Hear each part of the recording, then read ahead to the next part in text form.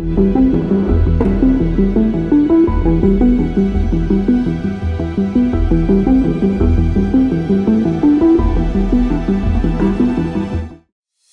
కుండలు బిందెలు పెట్టుకుని తాగునీటి కోసం గ్రామీణ ప్రాంతాల్లో కిలోమీటర్ల దూరం నడవాల్సిన పనిలేదు. తాగునీటి కోసం మహిళలు సంవత్సరాలుగా పడుతున్న కష్టాలను దూరం చేస్తూ కేంద్ర ప్రభుత్వం ముందుకు సాగుతోంది.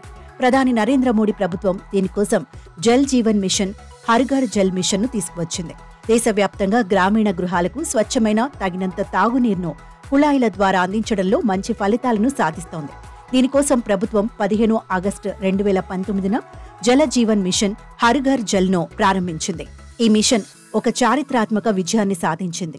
హర్ ఘర్ జల్ మిషన్ కింద భారతదేశంలోని 75% కుటుంబాలకు పంపు నీటిని విజయవంతంగా అందిస్తోంది. జల్ జీవన్ మిషన్ ద్వారా గ్రామీణ ఇళ్లకు కుళాయి నీటిని అందిస్తున్నారు. 2019 వరకు 3,23,00,000 గ్రామీణ ఇళ్లకు మాత్రమే కుళాయి నీరు చేరుతోంది. 4 సంవత్సరాలలో ఇప్పుడు 14,50,00,000కు పైగా గ్రామీణ గృహాలకు కుళాయి నీరు చేరుతోంది. మార్చి 14 నాటికి 11 రాష్ట్రాలు, కేంద్రపాలిత ప్రాంతాల్లో గోవా, అండమాన్ నికోబార్ దీవులు, దాద్రా నగర్ హవేలీ, డామన్ డయ్యూ, హర్యానా, తెలంగాణ, పుదుచ్చేరి, గుజరాత్, హిమాచల్ ప్రదేశ్, పంజాబ్, మిజోరాం, అరుణాచల్ ప్రదేశ్ 100% గ్రామీణ కుటుంబాలకు కుళాయి నీరు అందిస్తున్నారు. దేశవ్యాప్తంగా 9,30,460 పాఠశాలలు, 9,65,960 అంగన్వాడీ కేంద్రాలకు కుళాయి నీరు సరఫరా జరుగుతోంది. దేశంలోని 14.50 కోట్ల గ్రామీణ కుటుంబాలు కుళాయి నీటిని పొందుతున్నాయి.